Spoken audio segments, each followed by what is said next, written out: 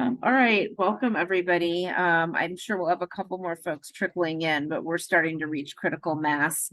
So welcome everyone to our celebration of our newest national monument in Arizona. We're really excited to have you all here and to convey how exciting and important this new monument designation is. So to get started, quickly introduce myself. So I'm Len or Ellen Montgomery. I'm Environment America's Public Lands Campaign Director, and I'll be facilitating our webinar today. I want to start with just a little bit on what a national monument is, and talk a little bit about some of the organizing that led up to this one being designated. And then we'll hear from Dr. Dave Kramer, who is going to tell us all about all about the water in the Grand Canyon area, and how how pollution from mining is a particular problem in the area. So without further ado, what is a national monument? So I think a lot of us have heard this term a lot in the last year or so because President Biden has designated a number of these. So a national monument is a designation for federal land, and the Antiquities Act, which is actually one of our oldest laws that helps us to protect public land, was passed by Congress and signed by President Roosevelt in 1906. And it gives U.S. presidents the authority to designate national monuments to preserve cultural and natural resources of historic or scientific interest on federal lands. And our newest national monument, I think, firmly falls into both of those categories. So again, the Antiquities Act actually gives the president the power to designate national monuments to protect important areas. So some of the first national monuments that were ever created included the Grand Canyon, what later became the Grand Canyon National Park, Chaco Canyon in New Mexico, Mesa Verde in Colorado, many places that later Congress actually turned into national parks. So this has been a mechanism that's been long used and has been used by presidents of both parties to protect incredibly important areas in this country. So I want to talk a little bit about the history that led to protecting these areas around the Grand Canyon. And depending on how much you follow in the news, you may first have heard about this monument when President Biden designated it. You may have started to hear about it a little bit in the spring as organizing efforts have been ramping up. But this has been years of organizing and years of activism in the making. So this effort, or the concern about pollution and the effort to protect this area, goes way back to uranium mining in the area, and 4 million tons of uranium mined from Navajo land, which caused a lot of public health, a lot of health issues for members of the Navajo Nation and other people living in the community. There were calls for cleanup. There were calls for protecting the area, and in 2008, in response to calls for permanent protection, Representative Grijalva from Arizona introduced the Grand Canyon Watersheds Protection Act. And the representative has gone on to introduce that bill, or some version of it, basically every Congress since, in an attempt to protect the area from pollution from uranium mining. In 2012, after hearing massive amounts of public support, the Biden administration did enact a 20-year ban on new uranium mining claims on federal land around Grand Canyon National Park. And then in 2016, we and other groups, working with the tribal voices, pushed for the Obama administration to make the protection permanent by designating a national monument in that area. Unfortunately, President Obama left office in 2017 without designating that monument, although he did designate several others that were incredibly important, including Bears Ears in Utah. And then in 2023, this spring in April, the Grand Canyon Tribal Coalition proposed a new monument to the Biden administration. And we worked with the Grand Canyon Tribal Coalition, other partners in Arizona and across the country to build as much support as possible to make sure that President Biden took this recommendation and made good on it. And we now have our newest national monument in the United States, the Baj Nuavjo Itak Kukveni Ancestral Footprints of the Grand Canyon National Monument. This is a picture of a map of the Grand Canyon. Dr. Kramer is going to show us one of these later, overlaid with some more information about the water flow. But the monument is actually in 3 chunks. So not sure if folks can see my mouse, but there's red lines around it. So this sort of purple thing is the Grand Canyon National Park. So there's this chunk here that abuts the south rim in light green, and then there are 2 bits up at the top. One that is just to the north west, and the other that is to the northeast. So and these are all areas that have been identified by the Grand Canyon Tribal Coalition, which is made up of 12 tribes in the area, as having particular cultural significance to those tribes, as well as being important for the watershed, which we're going to hear a lot more about. So I know Carletta is having a super busy day. I think she'll be joining us, but I don't think is on yet. So we're gonna move on to Dave Kramer. Oh, speak. Carletta, I literally just said your name and then you appeared. Oh, wow. Yeah, so that was like magic. And you're joining us from the car, so thank you so much. So I want to introduce Carletta, who has been a tireless advocate for protecting this sacred and important area to her people and to the entire tribal community and probably the entire region.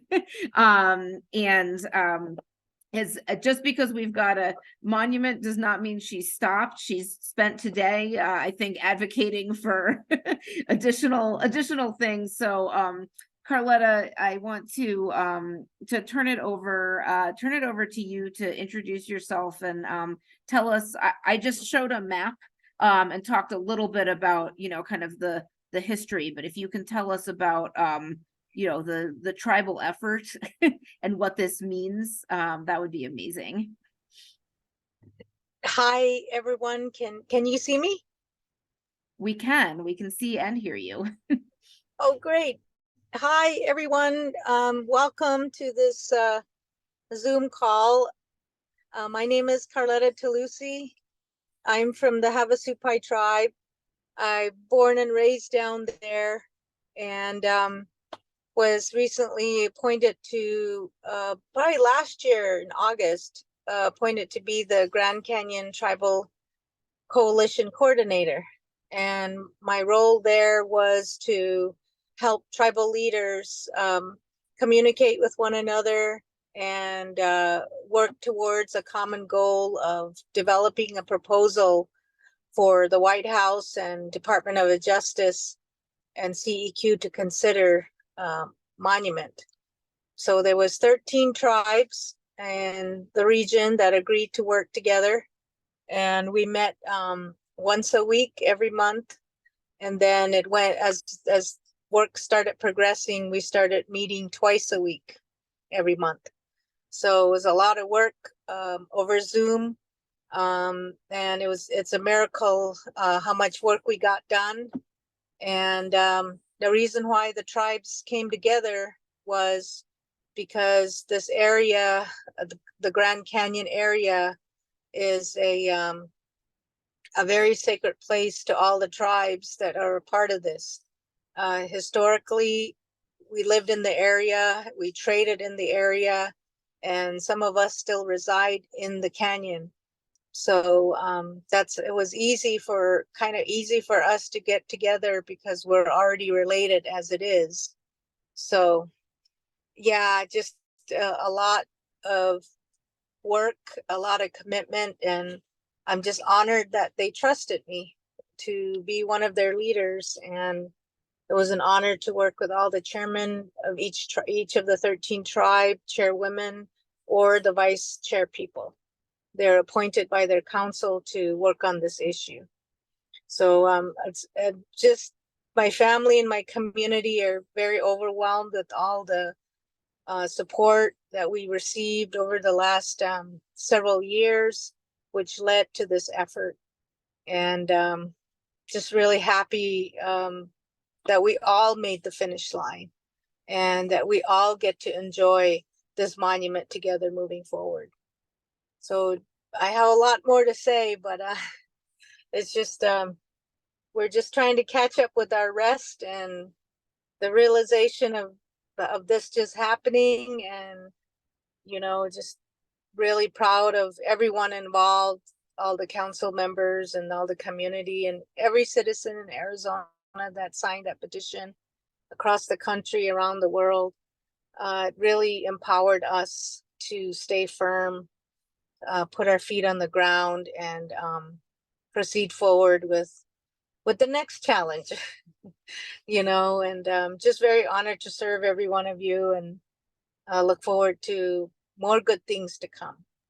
Amazing. And we wouldn't be able to do it without any of you. But thank you so much. That's all I have for the moment. Okay, so we'll Carletta, I think we've got Dr. Dave Kramer here who's going to do a presentation, and then we're going to give folks who are listening a chance to ask questions. So if you're feel free to turn your camera off while Dave is presenting, and then if you're still, hopefully you'll still be with us when he's done for the Q&A, and you can answer some questions. And we really appreciate you joining us from the car. I know you've had a crazy day. All right, so Dave, I'm going to stop sharing my screen so that you can share yours. Okay, can you hear me? Yes. Okay, and let me know when my screen is actually completely shared.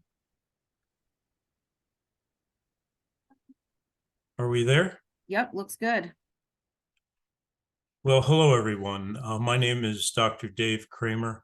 I'm a professor at the University of Nevada, Las Vegas, and I'm also president of the International Association of Hydrogeologists, which is a groundwater organization of thousands of members in 130 countries plus. It's a scientific, educational, and charitable organization dedicated to the wise use and protection of groundwater and the springs that groundwater supplies. And I've been studying the Grand Canyon for quite a while, and what I'd like to do today is I would like to let you know a little bit about the science of why there is concern about uranium mining in the Grand Canyon area, and how the mines work and what the potential challenges are in those areas. The major points I want to present to you today, just a general comment on groundwater and springs in the Southwest and in the Grand Canyon, history of some of the problems, just really briefly. And then I'm going to spend the majority of my time talking about something called a breccia pipe, which is the type of formation that the mines are going to mine in, and what the water quality and quantity issues are associated with this type of mining. So you really know why scientists are sort of concerned about that, with a brief comment at the end of what the future will hold. So why are springs important in arid lands? Well, I think most of the people listening know that they're very important in very dry, arid areas to make sure that recreational use is important. And people who have been in the Grand Canyon hiking in the backcountry know that sometimes it's many miles between springs, and in the dry summer, it's really crucially important for people. And then for ecosystems and spring health, the continued idea of groundwater supply to the springs has a lot of implications to not only species that are very prevalent in the Grand Canyon, but endangered species as well. And last, as Carletta mentioned, the Native American religious and cultural traditions and historical importance are really crucial as well.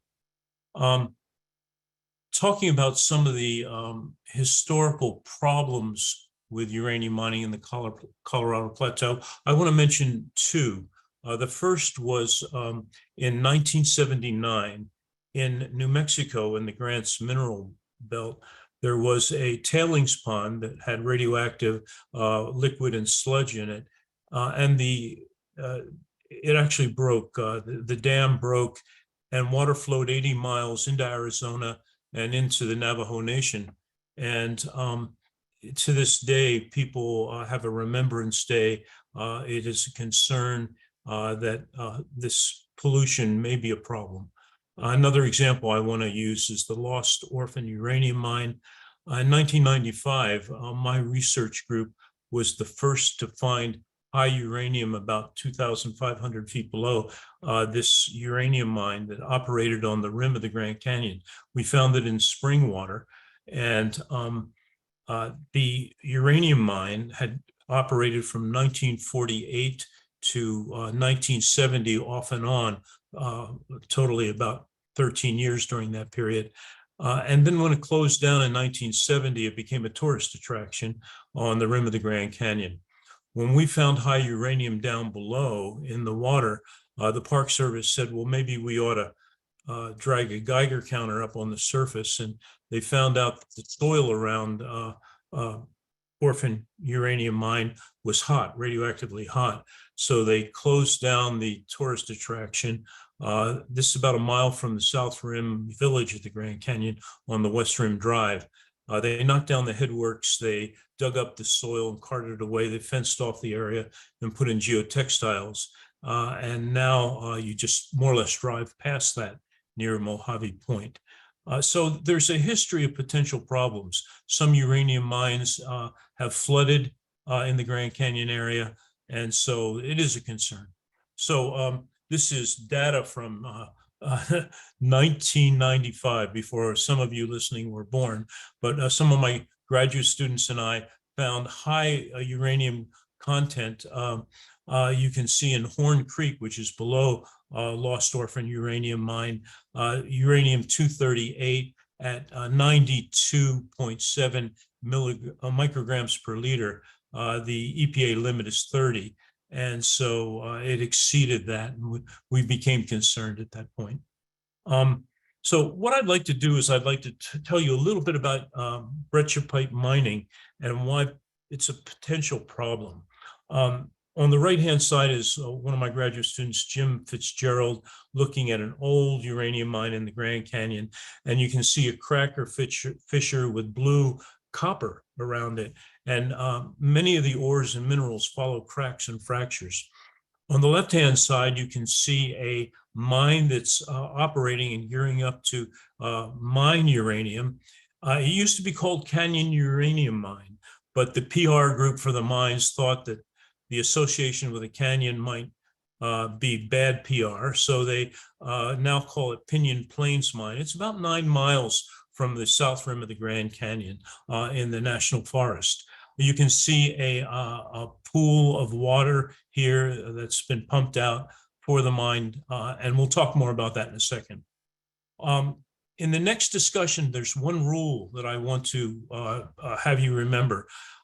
When there's high oxygen in the subsurface geology, uranium dissolves in water, and therefore it's mobile, it moves around. So high oxygen uranium is mobile and it's dissolved in water. But when you hit a low oxygen zone, the uranium that's dissolved in water comes out. It forms solid particles or uranium ore, what chemists call chemical precipitation. And so low oxygen, solid, high oxygen, liquid. And so let's talk a little bit about the Grand Canyon and where the groundwater is to start with. This is a sequence of the Grand Canyon rocks from the Kaibab limestone up at the top, all the way down to the very old Vishnu schist at the bottom.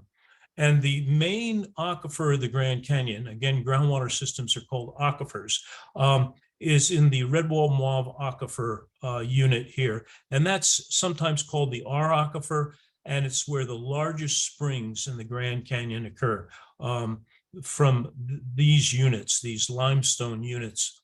There's another one, though, higher up. There's perched aquifers. A perched aquifer is one that's above the main aquifer that's held by some impermeable unit that, like a dinner plate or something, holds up water that's trickling down. And that occurs above on the Coconino Sandstone Hermit Shale interface. The shale is low permeability, and that's sometimes called the sea aquifer. And those are small little drainages. If you look at this picture, the white is the Coconino Sandstone, the dark down below is the Hermit Shale, and you can see sort of an icicle looking thing here, which is old water that dripped out and left some travertine. Another example is dripping springs in the Grand Canyon from the same contact between the Coconino and the Hermit. And this is one of my graduate students gathering water. It drips about maybe 2 gallons per hour, not a lot, but it supports a lot of vegetation and environment. So breccia pipe mining is right in the middle of this, and I want to talk a little bit about how that works. In geologic history, you know, limestones are caves. And so I've just drawn a cavity or a cave. And these things in geologic history, what they do is they collapse from the top on down. And so the roof collapses, and pretty soon you get a chimney of rocks that propagates all the way to the surface of broken rocks, a pipe of rocks, if you will. Breccia means broken rock. So a breccia pipe is one of these long things that goes all the way to the surface. There's usually a surface depression, and surface water in these depressions connect the dots and sometimes flows along where these breccia pipes are. And so this is where the mines want to mine, and specifically they want to go to where the uranium ore is. Remembering the rule that I told you before, that low oxygen is where water that has dissolved uranium precipitates it out, that is, forms solid. Over geologic history, water moves up and down these breccia pipes through the cracks and fractures. And when it hits a low oxygen zone, what happens is it precipitates out uranium. And in this area, in the Grand Canyon, the Hermit Shale and the Upper Supai Formation, called the Esplanade, are the places with low oxygen where uranium is formed. And that's where the mines want to go. Now, the next part that I'm going to show you, the question I want you to think about and answer is, will mining add oxygen in these low oxygen areas? If it does add oxygen, uranium will, instead of being in solid form, it will redissolve in groundwater, become mobile, and be a potential contaminant. So here we have the R aquifer and the C aquifer, and I'm going to use Canyon Uranium Mine or Pinyon Plains Mine as an example of what happens in the mining process. And so the first thing is they do exploratory boreholes, and there were about 20 of these. Off on the right-hand side, I'm just showing a couple of these exploratory boreholes that found water at different depths. And so we can draw those in this map. And notice that there's one deep borehole, and that was for a production well. The production well takes water out of the R aquifer, water that would normally go other places. In other words, the Redwall aquifer is one that supplies springs. And so there's a water quantity issue, a question of whether pumping in the R aquifer diminishes springs from a quantity standpoint. But that's not the only intrusion of wells into the subsurface. For the mining operation, they have to put down a large diameter shaft that goes down. And in Canyon Uranium Mine, they hit a lot of water. So that's the next step in these processes. And that large shaft is used to do sideways drilling to find where the highest uranium is. And these are 2-inch in diameter little boreholes that are put out in other directions. I've only put about maybe 10 of these, but there's like at least 80 or 90 or more that have been drilled from the main shaft. So the next thing that mines will do in the future is they will put out horizontal drifts into the uranium zone. Again, the question I asked you at the beginning is, do you think this will add oxygen, and will this remobilize uranium that's solid? The next step is to excavate areas with uranium and create holes in the area. And so generally, the more oxygen, the more ability for uranium to dissolve and become mobile in the subsurface. At Lost Orphan Uranium Mine, it's very hard to get to, but it's Lost Orphan on the rim of the Grand Canyon down below is collapsing. It's getting bigger and bigger as the holes into the mine collapse into the old mine area in this defunct mine area. And so that raises a problem too with mine closure. Will there be problems after the mine closes? So problems. I testified in 1992. I argued before the Arizona Department of Environmental Quality that there was water that was perched. And the mines insisted it was just a little drip water in the boreholes. Well, in 2016, as they increased the depth of the main shaft, they hit a gusher. They hit so much water that their surface pond, their surface impoundment couldn't hold it. So they got these water cannons and shot the water into the atmosphere to evaporate, so the pond, the impoundment, wouldn't overtop and flood and go down side streams on the surface. The amount of water that they withdraw now is pretty sizable. For example, right now it's about 19 gallons per minute. Well, if you multiply that out, what you get is about 10 million gallons per year are withdrawn from the perched aquifer. This is water that potentially could go to springs, that could potentially feed water systems in the Grand Canyon. So it's a water quantity issue. About 3/4 of a year ago, it was estimated that 49 million gallons of water was pumped out. And this water is contaminated. It's got high uranium and high arsenic. The next slide I'm going to show you shows you exactly that. It's a graph. And if you let me just take a minute to explain this graph. On the x-axis are years, starting in 2014 and going up to 2021. And the mine shaft, that main shaft, was 450 feet deep. In 2016, as it was extended to 1,400 feet, and that's when they hit the gusher down below.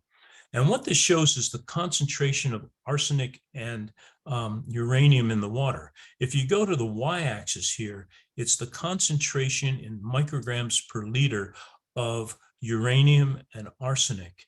So this would be 50, 100, 150, 200, 250, 300 milligrams per liter.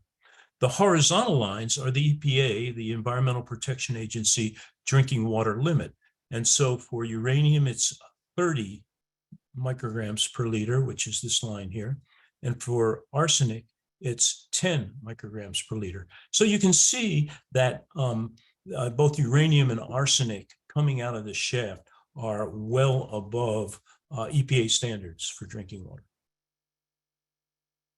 So what are the potential problems with mining? Well, when you pierce a perched aquifer, first of all, I'll draw in breccia pipe here. with a Hermit shale, which is a low permeability unit that holds up the perched aquifer. Say you pierce it with a shaft, as they've done. There are some possible things that are problems. First of all, in the vertical shaft, you have extraction of water. This just reduces the quantity of water in the perched aquifer. And this perched aquifer could be important for springs that are high up, small springs that are high up.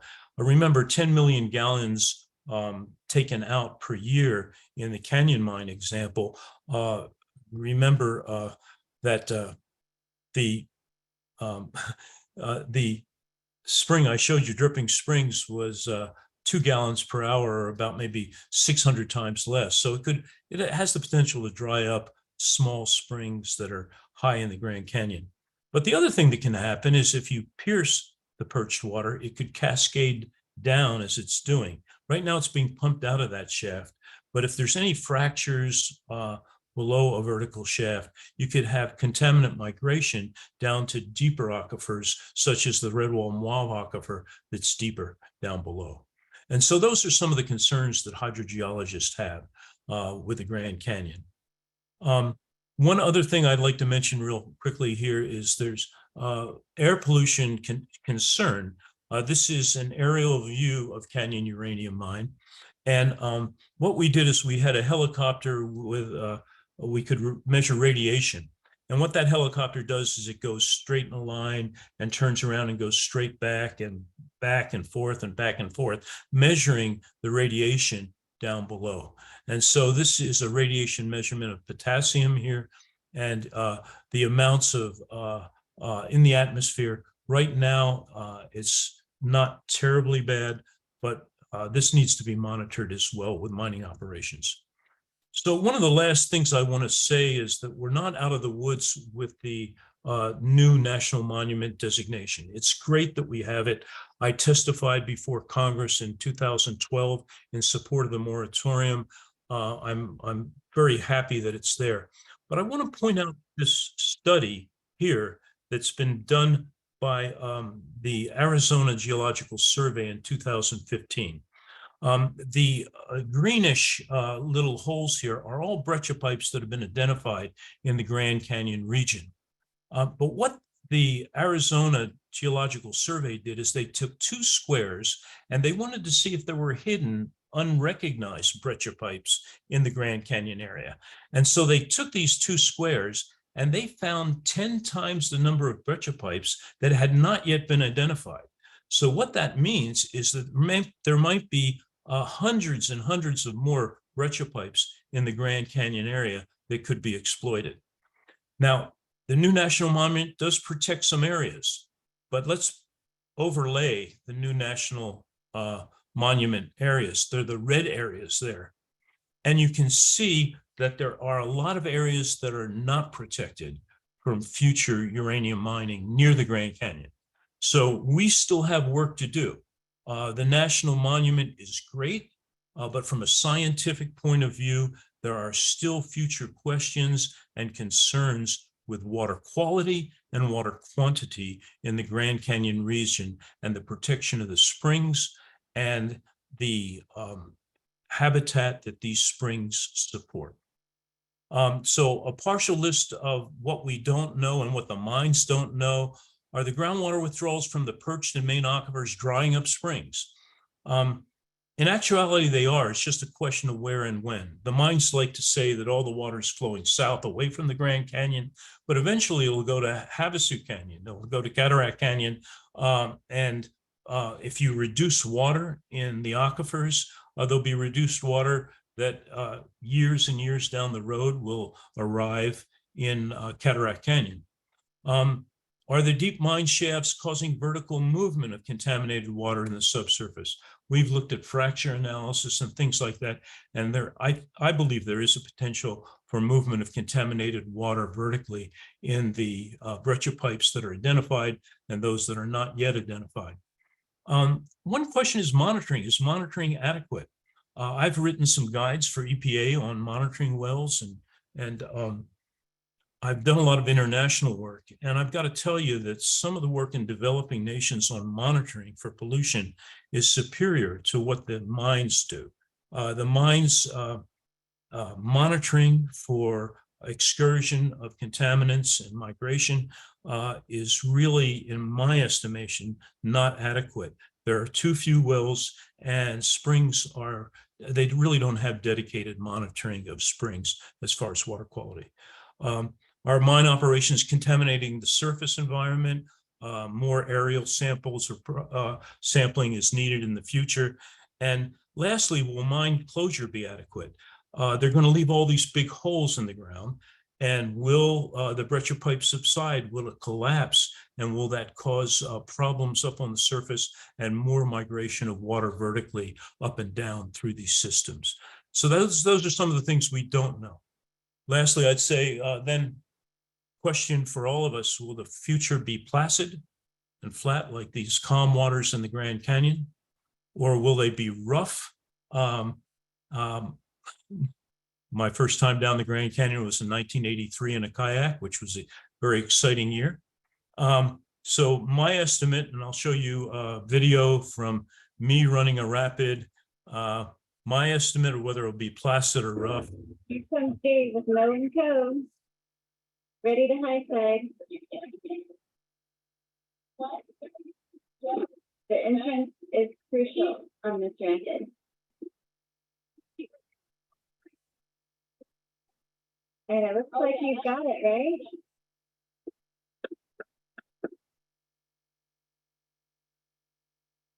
Dave's pushing. There they go.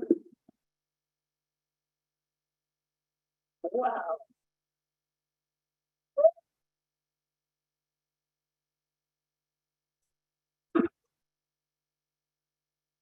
Well, thanks for your attention. Now, the very last time, by the way, I was through that rapid, upset rapid, the raft made it just fine, but me and my passenger were dumped out at the top of the rapid, and we drank a lot of the water, the Colorado River on that particular trip. So will the future be placid or rough? I think we still have some interesting times ahead that might be challenging for us. So that's all I wanted to say. And except for one thing, I do want to thank Environment America, Len Montgomery and Samantha Crosby for inviting me and speaking with you today. Thanks very much. Great, thank you so much. So I think Carletta has joined, I think joined us from not in the car. So we want to open it up now to questions from the audience for any of us, or generally about the monument, about the campaign, about uranium mining, anything like that. You can use the Q&A down at the bottom of the screen, and we're happy to answer your questions. Yeah. Margaret. Yeah, I'll do that.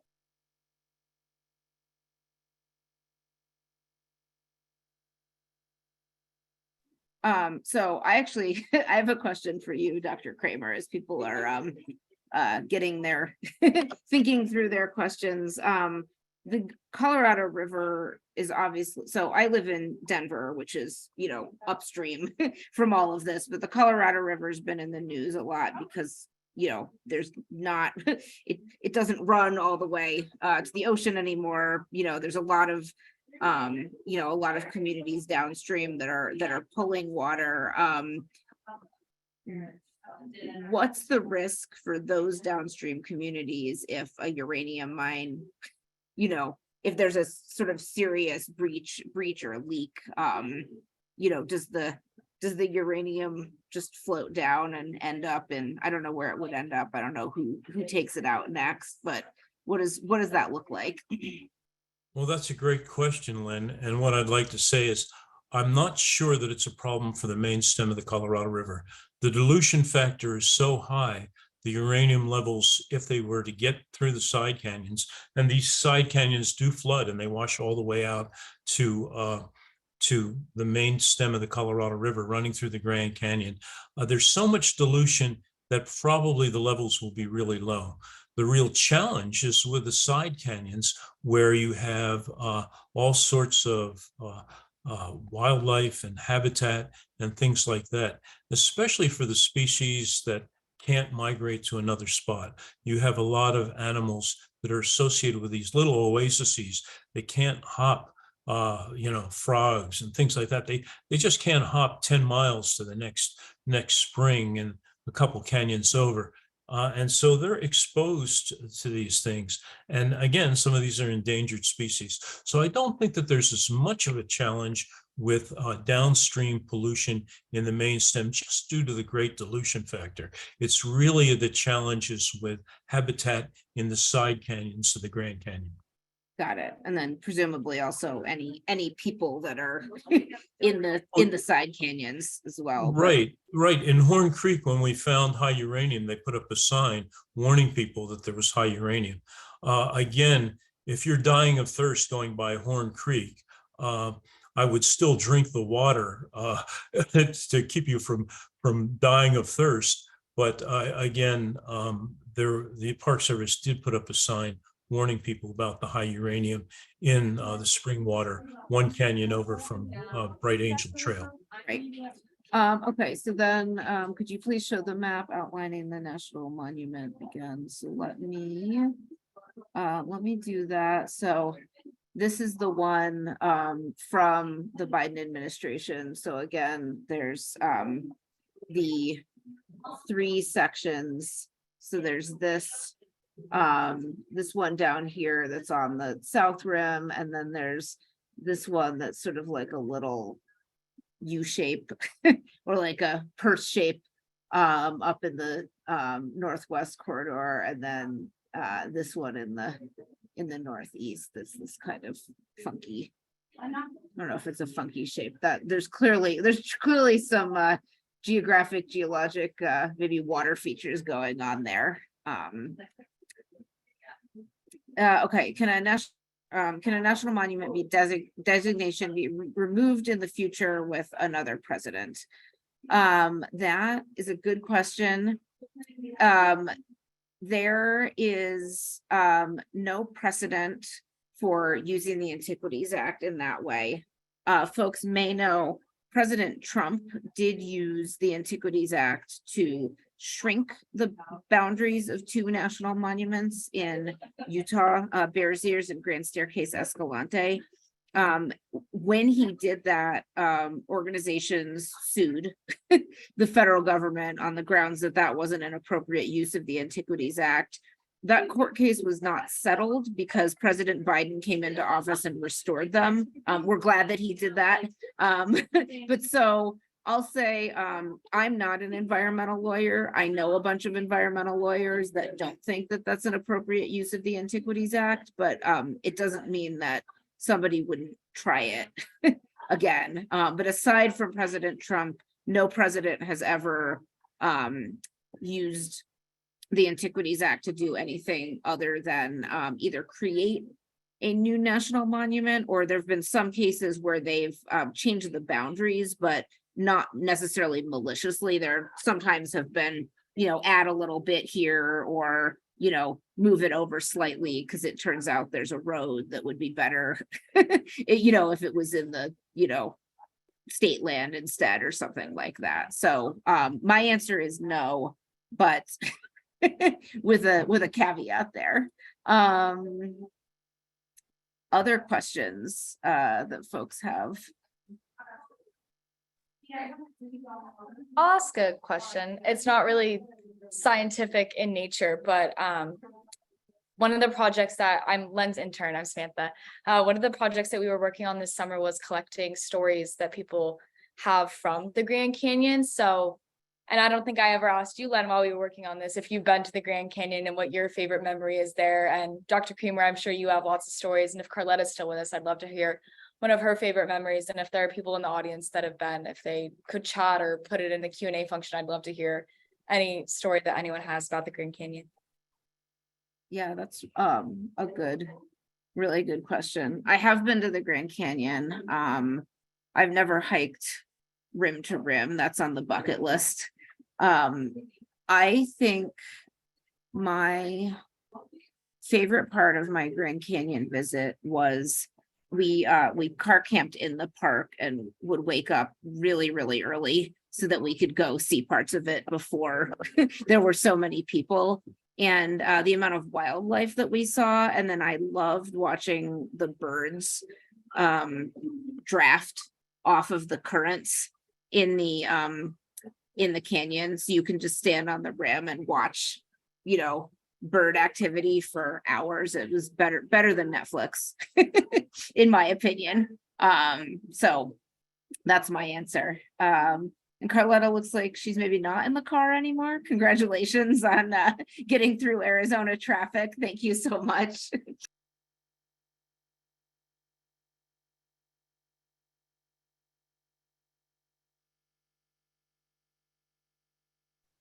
Carletta actually lives in the Grand Canyon, so she has so many stories of the Grand Canyon, I'm sure.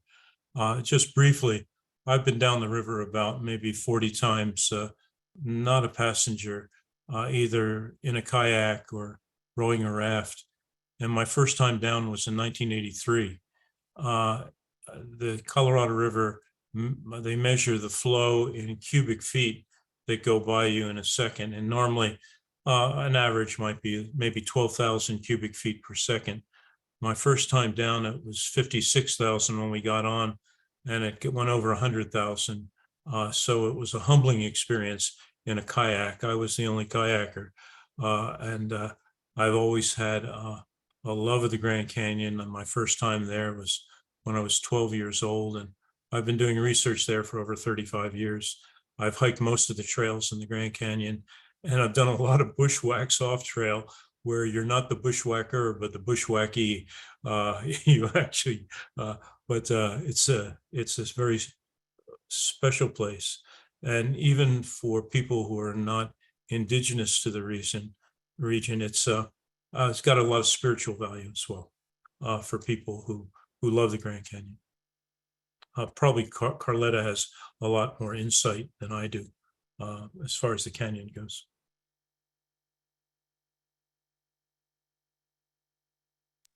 So, yeah, Carletta, if you want to share anything that you want to share with us about what the canyon means to you, memories from it, or what it means to, you know, to your people and the people that have lived there for, you know, way longer than it's been a destination. Yeah, thank you for that. Well, one of the things that I really enjoy about our canyon homelands is the sunsets and the sunrises. And you can watch the sunrise come down the mesa and hit the base. And to me, I think that in our village, in Supai Village, the sun coming down the rock walls was kind of like our clock. So when it hit a certain part of the canyon, you're like, okay, it's time to, you know, get ready for work. Or it wasn't your clock, it was the sun coming down. And then with the sun setting, you know, our parents would tell us that when the sun sets and you see the sun going up, setting, and as we're seeing the sun going up the canyon, it passes the red mesa and then it passes the white. It's starting to pass the white mesa. And that one was called Manicaja Point. That's the point that we were able to see. And there's a red strip like in the middle of the tall Manicaja Point. So when it hits that, the sun hits that, as children, we had to be at home. That was a sign for us to be at home. And then that was the sign when it transitioned into the spirit world. So that was when the spirits, that was their time of waking up and their time to enjoy the canyon. So that's when we all went into our homes, and those are like different types of belief systems and time and how to live in the canyon. And I grew up around that a lot. But it's different in the city. You don't get to see the sunrise and the sunset the way we were growing up. Yeah, just a little something to share for some of you that when you go into the canyon. Thank you. You know, if I can say one more thing, Carletta, myself, and another fellow were participants in a film by the Grand Canyon Trust called Too Precious to Mine. It's about 9.5 minutes, and maybe we can put up a link for it. But in that, there was a fellow from the Coconino County Board of Supervisors, and he emphasized that when you consider mining in the Grand Canyon, you have to consider who gets the benefits and who gets the risks. And the benefits, of course, go to the mining companies and their shareholders, and the risks are all borne by people in the area. He also pointed out that the economy of Northern Arizona is not driven by mining, but by recreation. And a real wide group of environmental people, including hunters and boaters and backcountry people, really got together to support a lot of the things that are going on. And again, Carletta's leadership, I think, with this last effort to get a national monument is really just a wonderful thing. If you get a chance to see this 9.5 minute film, Too Precious to Mine, it's really talks about briefly the scientific issues, the Native American cultural issues, and the economic issues in Northern Arizona.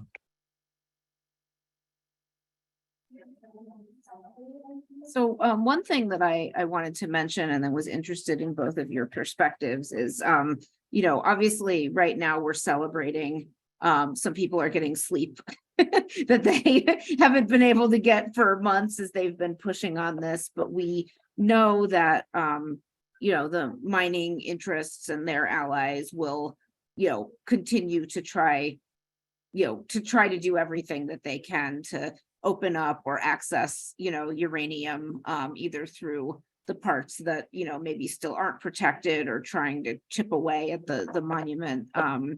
And so, not to put a damper on our on our celebration, but you know, coalitions like this that have, you know, spent years and years and years working to protect a place like this also have our work cut out for us in the years to come to make sure that we continue to defend the monument, we continue to educate people and get them, you know, invested in bought in and protecting it, which is one of the reasons I'm glad that we're holding this webinar. So it's a celebration, but also an appeal to everyone in the audience to, you know, keep this monument in your, you know, on your radar for, you know, for the future in case it needs defending, and just sort of thinking about any of our work to protect these, you know, beautiful, natural, sacred, special places. Generally, we have work after the work is done to, you know,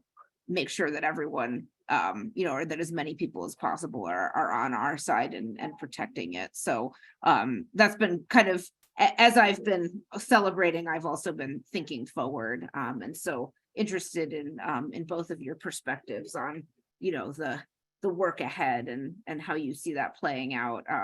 Carletta, once you've caught up on once you've caught up on sleep and other things in your life.